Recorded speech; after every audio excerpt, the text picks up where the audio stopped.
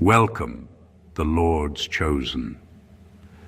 The moment you realize someone crossed you on purpose is the moment you stop asking why and start asking how you survived it. Nobody warns you about that moment. Not the loud betrayal, not the dramatic fallout, but the quiet, stomach-turning realization that what they did wasn't accidental. It was calculated, casual, and disturbingly easy for them. That's the part that sticks. That's the part that changes people. Here's a fact that doesn't get talked about enough. Psychologists say the brain remembers intentional harm more vividly than random pain. Not because it hurts more physically, but because it shatters trust at a structural level. Your mind doesn't just say, "That hurt." It says they knew better and still did it. And once that switch flips, you don't return to who you were before. This isn't a story about being chosen, special, or magically protected. Let's be honest. If anything, you were targeted because someone thought you wouldn't push back. They assumed silence, compliance, forgetfulness, maybe even gratitude. Bold assumption, very bold, almost impressive in how wrong it turned out to be. Because something unexpected happened instead. The thing meant to embarrass you didn't shrink you. The thing meant to stain you didn't define you. And the thing meant to break you accidentally became the raw material for your power. There's also a strange kind of humor in it, if you step back far enough. They really thought that would be the end of you. That one ugly move would close the chapter. Meanwhile, you were in the background, upgrading your standards, sharpening your instincts, and uninstalling the version of yourself that tolerated nonsense. Tragic for them, inconvenient at best. This is about how something disgusting didn't ruin you. It refined you. How disrespect became education, how shock became clarity, and how the moment they underestimated you turned into the moment you stopped underestimating yourself. Stay with me, because this isn't motivation, it's recognition. Number one, what they did to you wasn't a mistake. It was a test of how disposable they thought you were. There's a big difference between someone messing up and someone making a quiet decision about your worth. Mistakes come with panic, backtracking, awkward apologies, or at least confusion. What happened to you didn't have any of that. It was clean, calm, almost casual. That's how you know it wasn't an accident. It was a test run, a moment where they asked themselves, without words, how far can I go with this person? And then they went there. They weren't curious about your feelings. They were curious about your limits. Would you speak up or swallow it? Would you call it out or excuse it for them? Would you stay or shrink? That's the part that makes it disgusting. Not the action alone, but the confidence behind it. They believed you were small enough to absorb it and move on like nothing happened. People like that don't need anger to cross lines. They need certainty. Certainty that you'll doubt yourself. Certainty that you'll explain their behavior better than they ever could. Certainty that you'll minimize your own reaction just to keep the peace. And for a moment, maybe you did. Not because you were weak, but because you were still operating from trust, while they were operating from advantage. That moment hurts because it exposes a truth you weren't ready for. They had already placed you lower in their internal ranking, not openly, not dramatically, just enough to justify doing what they did without losing sleep. That realization stings deeper than the act itself. But here's where the shift happens. Once you see it as a test, you stop personalizing it. You realize it wasn't about your value. It was about their assessment of how much disrespect they could get away with. And once that clicks, something inside you tightens. You stop over-explaining. You stop negotiating your boundaries. You stop offering access to people who treat you like a trial run. They thought you were disposable. What they didn't realize is that tests don't just measure weakness. Sometimes they expose strength that hasn't been activated yet. Number two, The real disgust wasn't the act. It was how normal it felt to them. What hits the hardest isn't the act itself.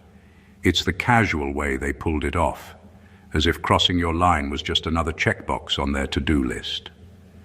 There's a kind of cruelty in normalcy, a quiet horror in watching someone treat your trust, your boundaries, or your dignity like it was nothing more than background noise. That's what leaves a mark deeper than anger ever could. The understanding that for them, what they did was ordinary. Nothing shocking, nothing worth questioning. It's not about them being cruel in the obvious dramatic sense. It's worse than that. It's their comfort, their ease. That's the part that shakes you. They didn't hesitate. They didn't flinch. They didn't glance at your face and pause to consider the impact. They acted like it was normal behavior, because in their world, it was. That normalcy is a mirror that forces you to see just how skewed their sense of morality was. And suddenly, the issue isn't just the harm, it's the perspective they operated from. This normalcy forces you to confront something you can't ignore. People aren't always aware of their own toxicity, or worse, they know exactly what they're doing and don't care. That realization is sharp. It cuts deeper than anger because anger at least assumes you matter. Here, the disgust comes from understanding that you mattered only as long as you could be manipulated, tested, or taken for granted. That's what makes it so hard to forget. The raw, unapologetic indifference. And strangely, it's also the trigger for power. Recognizing how casually someone can harm you teaches a brutal lesson in self-reliance. You learn that waiting for someone to pause, to regret, or to value you is a trap. Your power grows not by demanding acknowledgement, but by refusing to let their comfort dictate your limits. The act was disgusting, yes, but the shock of their normalcy is what fuels your rise. It's the moment you realize, if it was effortless for them to dismiss you, it will take even less effort for you to outgrow them. Number 3, you didn't heal by becoming nicer. You healed by becoming sharper. Healing isn't about smiling more, forgiving faster, or pretending nothing happened. That's the kind of advice people throw around when they want comfort, not results. Real healing, the kind that turns betrayal and disgust into power, comes from clarity, precision, and a refusal to be soft where softness gets exploited. You didn't get stronger by bending.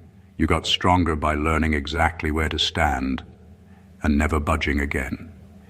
Every bruise, every insult, every slight was data. You studied it, consciously or not. You noticed patterns in behavior, in excuses, in the ways people assumed you'd tolerate what they wouldn't dare do to anyone else. That observation sharpened you. Suddenly you weren't just reacting, you were predicting, measuring, and protecting. The kindness that used to get you approval or affection became strategic. You learned how to deliver it, without giving away control. That's the difference between being nice and being sharp. Being sharp doesn't mean being cruel. It means recognizing the boundaries you never had before and enforcing them without hesitation. It's seeing someone's intention before they even act and knowing what it costs them, and you, if they cross the line again. It's turning emotional confusion into operational clarity. While they expected you to soften under pressure, you hardened into precision.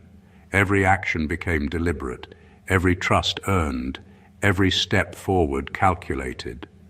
The transformation is subtle, but it's unmistakable. People notice it even if they can't put it into words. They sense that you're not a target anymore, that your reactions aren't dictated by fear, hurt, or desperation. They see that you've taken the lessons of disgust and betrayal and used them to build armor that isn't heavy, but is unbreakable. You didn't heal by becoming more agreeable. You healed by becoming exact, by converting pain into skill, by turning vulnerability into insight. And that's the kind of strength no one ever sees coming. Number 4, the moment that broke you also removed your need for approval. There's a peculiar kind of liberation that comes from being broken. Not the dramatic kind people romanticize, but the quiet internal fracture where you realize that no one's opinion matters as much as you thought it did. Before that moment, you probably sought validation in every corner, friends, family, authority, strangers online, trying to measure your worth against someone else's approval. That pattern ends the moment you experience something raw, something so unsettling that you see clearly how little people actually consider your value. What's shocking isn't just the act that broke you, it's the revelation that people's respect, concern, or loyalty is often conditional, fragile, and self-serving. That's the turning point. You notice how little control you had over others' perceptions and how much power you gave away by chasing it. And when that bubble bursts, you stop caring what anyone thinks, because the only person who truly counts is the one who survived the storm you never asked for. That realization is terrifying at first, but then it becomes intoxicating. Removing the need for approval doesn't mean you stop caring altogether. It means you stop investing your energy where it doesn't matter. It means conversations, friendships, and decisions are measured by authenticity and alignment, not by whether someone will nod, clap, or praise you. The people who tried to break you become irrelevant, not because you hate them, but because their judgment no longer carries weight. Suddenly, your life is unrecognizable to the old version of you. Choices are yours, goals are yours, reactions are yours, and even your emotions belong only to you. That internal sovereignty is rare, and once you reach it, you can't go back. You no longer bend to fit other people's molds, and the freedom it brings is addictive. The moment that broke you didn't just hurt you, it liberated you. And in that liberation, you find a power no amount of praise could ever give. The absolute certainty that your value is defined by you and no one else. Number 5, they tried to reduce you to a moment. You expanded into a pattern they couldn't control. When someone crosses a line, the intention is often simple: reduce you, contain you, make you a single, manageable incident. They want a snapshot, a reaction, a moment they can write off and forget. They hope that the damage will be quick, the memory short, and your response predictable. That's how they think control works, through temporary shocks and calculated discomfort. What they don't realize is that people who survive that kind of targeting don't stay moments. They become forces. The moment they thought defined you instead ignited a sequence. Every insult, every betrayal, every slight added up like invisible building blocks. You weren't collapsing, you were constructing. While they assumed you'd flinch, explain, or apologize, you were observing, learning, and adjusting. Your reactions became intentional. Your silence became tactical. Your choices became deliberate. By the time they realized it, the moment was gone. You weren't a single point of pain anymore. You were a moving pattern of clarity, boundaries, and strength they had no way to anticipate. This transformation isn't loud. It doesn't scream. It doesn't demand recognition. It's subtle but unstoppable. People like that only notice it when they try to manipulate or provoke again and fail. Every attempt to repeat the pattern that worked before now collapses against your new structure. The power they thought they had is gone because they underestimated the cumulative effect of your awareness, your discernment, and your refusal to be contained. They treated you as a moment, but you became a blueprint. Your reactions, your growth, and your strengthened instincts are now a pattern they cannot predict or control. And the brilliance of it isn't revenge, it's evolution. They thought they could finish you in a blink, but you used that same blink to expand, to fortify, and to redefine yourself. The moment they counted on to limit you turned into a lifetime's architecture of power they will never touch. Number 6. What disgusted you rewired your standards permanently. When someone crosses the line, it's easy to let the sting fade and slip back into old habits, accepting almost respect or half loyalty, because it feels easier than confrontation.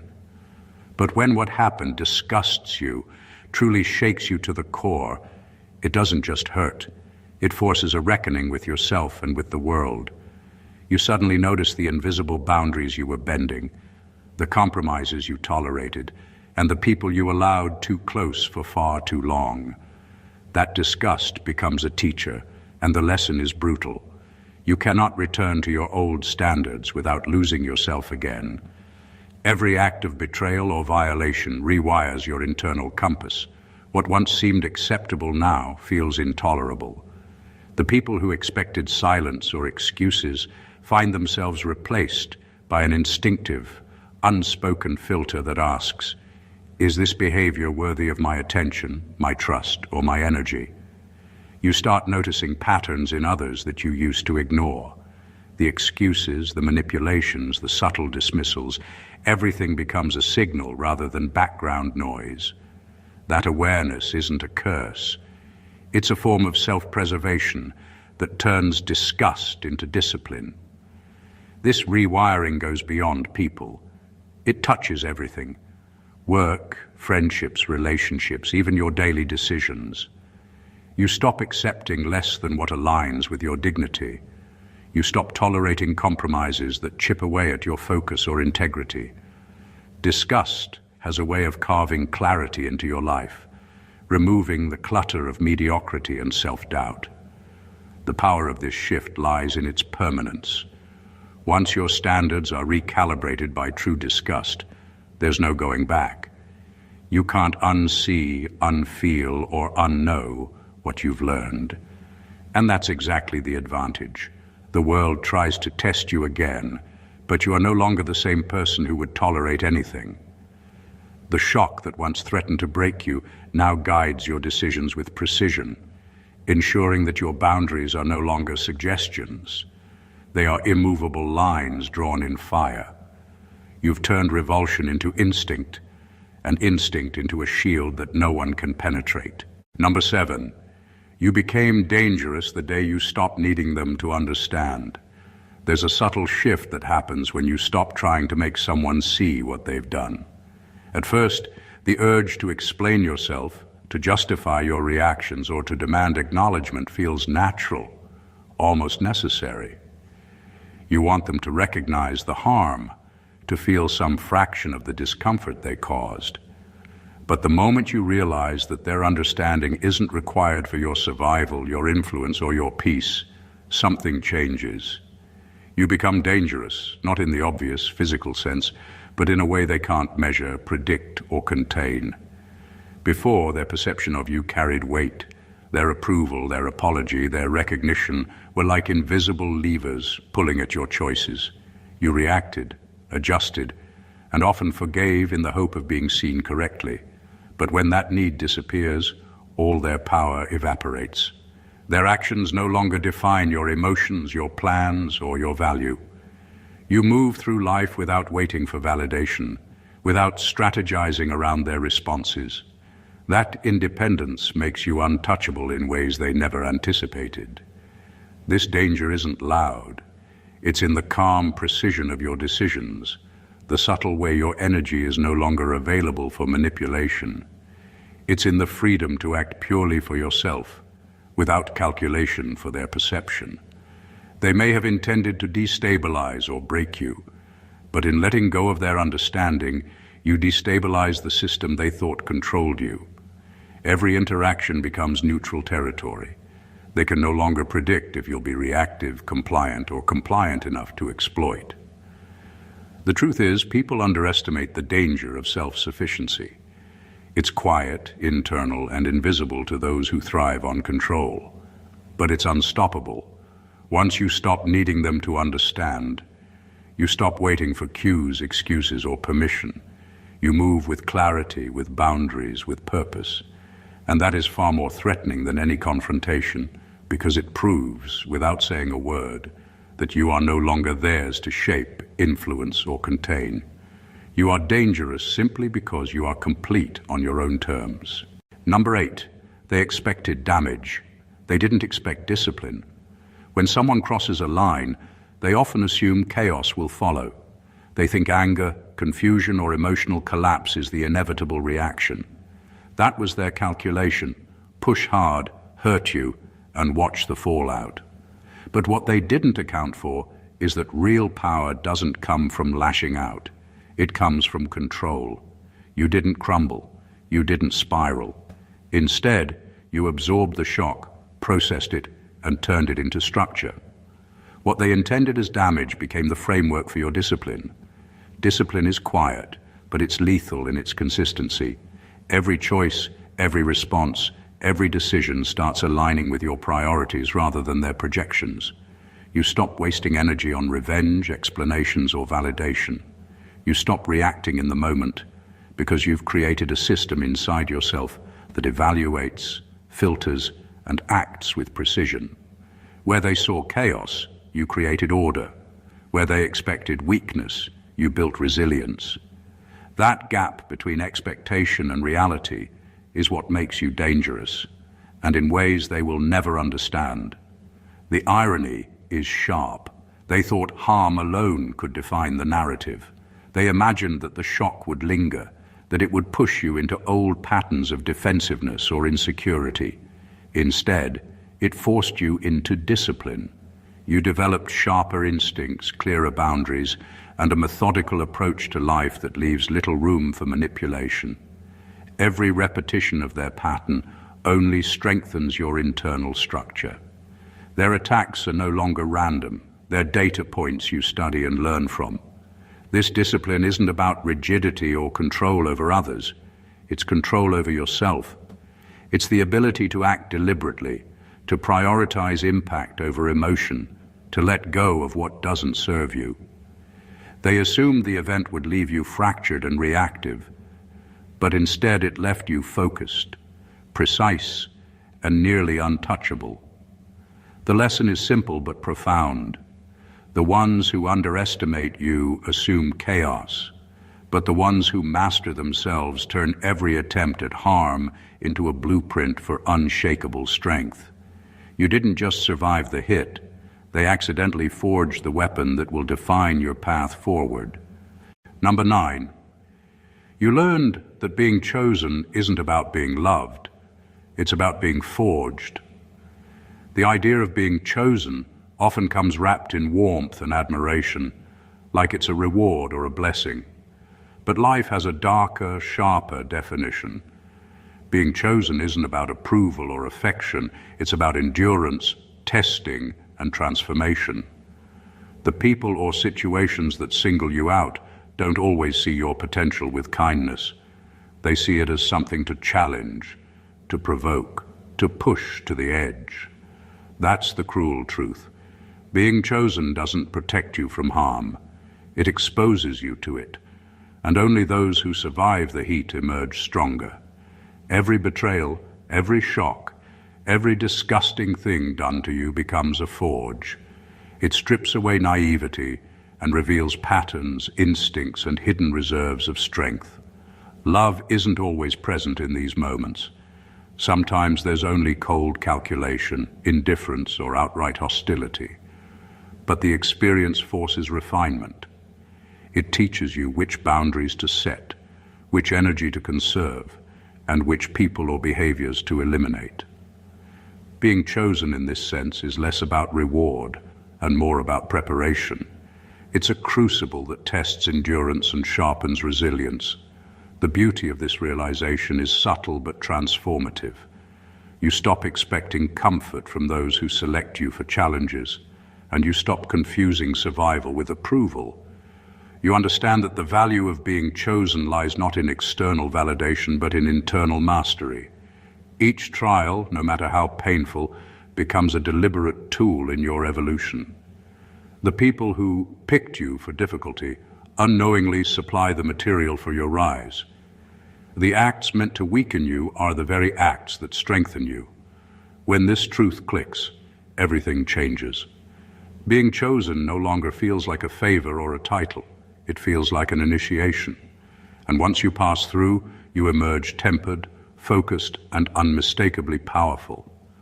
What was meant to test your limits becomes the architecture of your power. Love is optional. Survival and growth are mandatory. And in that clarity, you realize the ultimate irony. They thought they were defining your story, but they were simply building the protagonist. Number 10. The insult wasn't what they did. It was how small they thought your future was. What cuts the deepest isn't always the act itself. It's the assumption behind it. The real sting comes from realizing that they measured you, weighed you, and concluded that your potential didn't matter. They treated your presence, your talent, your life, as though it could be minimized without consequence. That belief that you were small, unimportant, or replaceable is the true insult. Every cruel word, every betrayal, every act of manipulation is rooted in underestimation. And underestimation leaves a mark far sharper than anything physical. When someone assumes your future is small, they operate with confidence. They think they can push, provoke, or humiliate you without ever needing to fear your response. That arrogance is meant to dominate, to control, and to make you doubt your own worth. But that miscalculation is where the power shifts. Once you realize the scale of their error, you see the opportunity hidden in the offense. They were blind to the depth, the intelligence, and the resilience that existed inside you. What they thought was weakness is actually the raw material for your rise. The moment you internalize this, perspective changes everything. You stop arguing with them, stop explaining yourself, and stop seeking validation from people who never considered your potential. Instead, you redirect your energy. Every insult becomes a reminder of the gap between their perception and your reality.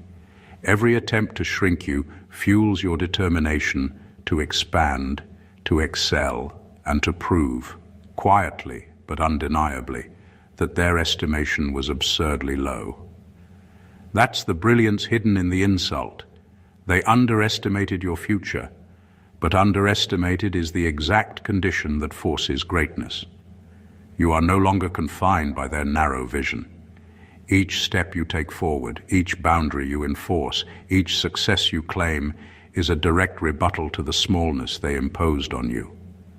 The insult itself fades, but the fire it ignited never does. What they thought was inconsequential becomes the launchpad for your undeniable, unstoppable growth. Number 11. You stopped telling the story to be understood and started using it as fuel. There's a moment when the urge to explain yourself fades, when you realize that no one will ever fully grasp the weight of what happened. And that's the moment your power quietly ignites. For too long, you may have replayed the event in your head, rehearsed the explanations, tried to make sense of it for others, or even for yourself. You wanted acknowledgement, validation, or at least recognition, but eventually you understand that these efforts only give the story power over you. The people who caused the harm weren't going to change. Their opinions weren't going to shift, and anyone else's understanding is optional. Once that clicks, the story stops being about being understood and starts being about fueling yourself. When you use the story as fuel, every memory of betrayal, every pang of disgust, every moment of pain becomes energy. It's no longer a wound, it's a tool. It sharpens your instincts, strengthens your boundaries, and clarifies your goals. You stop carrying it as baggage. You carry it as a blueprint for growth. Every mistake they made, every line they crossed, becomes a lesson etched into your strategy. The story becomes a map showing exactly what to avoid, what to watch for, and what to never allow again.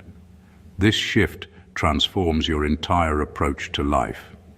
You no longer act out of reaction, you act out of precision. Your past stops controlling your present, and instead your past informs it. You become proactive instead of defensive. Every action, every decision, every relationship is now guided by the energy that once threatened to break you. The people who hurt you may have hoped the story would trap you, but instead it propels you. You become unstoppable because the narrative no longer lives outside you. It lives inside you as strength, clarity, and focus. The story isn't about being understood, it's about being unstoppable. What once chained you now drives you forward, and that transformation is undeniable, irreversible, and devastatingly effective. Number 12, you no longer confuse familiarity with safety. One of the hardest lessons life hands you is realizing that just because someone has been around for a long time doesn't mean they're trustworthy. Familiarity creates comfort, and comfort often masquerades as safety. You begin to see that the people who hurt you weren't outsiders, strangers, or threats in the traditional sense. They were close, known, and familiar. That closeness is what made the betrayal sharper, but it's also what taught you the most valuable lesson. Proximity does not equal protection, and history does not guarantee loyalty. Before this realization, you may have given people the benefit of the doubt endlessly. You assumed that time invested or shared experiences automatically built trust.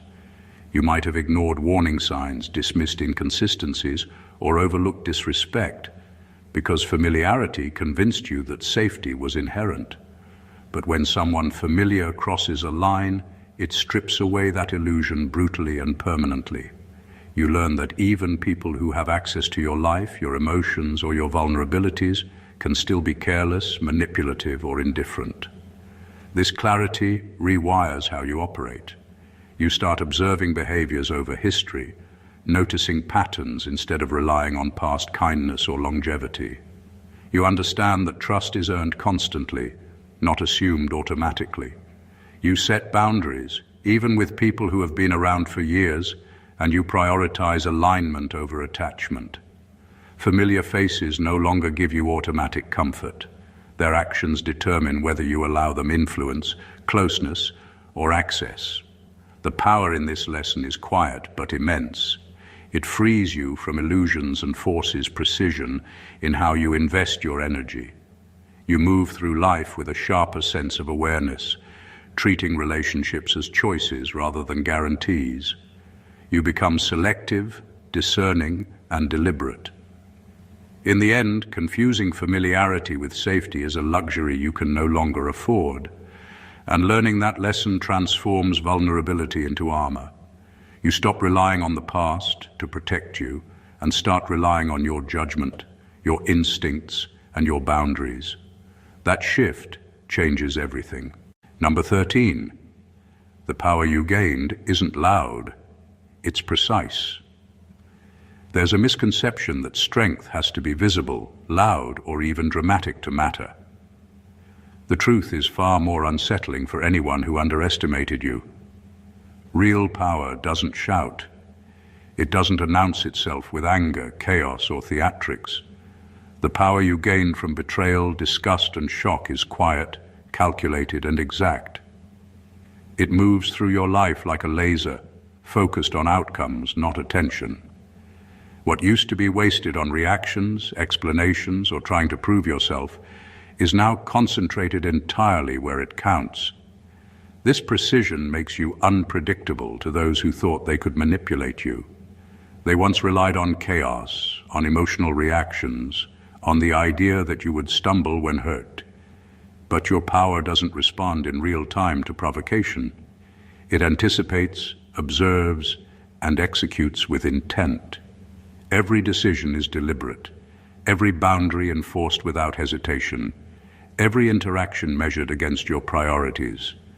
That's what makes it so dangerous. It's invisible to the casual observer, yet unstoppable when it acts. The subtlety of this power also brings clarity. You no longer expend energy on people or situations that don't serve your purpose. You no longer react impulsively to offense or insult. You operate like a system designed for efficiency. Responses are measured, trust is conditional, and energy is reserved for what matters. While others may mistake silence for weakness, precision ensures your influence is felt exactly where it should be, and nowhere else. This type of power is permanent because it comes from mastery of self. It's not about external approval, dramatic victories, or revenge. It's about control over your choices, your responses, and your trajectory. The loud chaos they expected is replaced by quiet dominance that cannot be challenged, predicted, or dismantled. The power you gained isn't for show, it's for execution.